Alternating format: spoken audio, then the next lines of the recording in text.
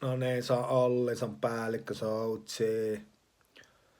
MM-kisat lähestyy, Vorneissahan meni miten meni noin niin.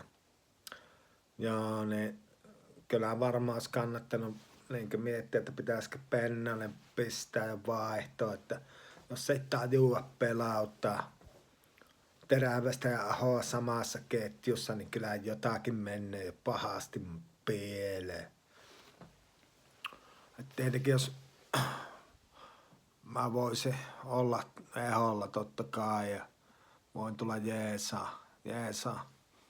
Kyllä mielellään, vaikka mulla on tietenkin, että mä menen tästä Ruotsista sitten NHL.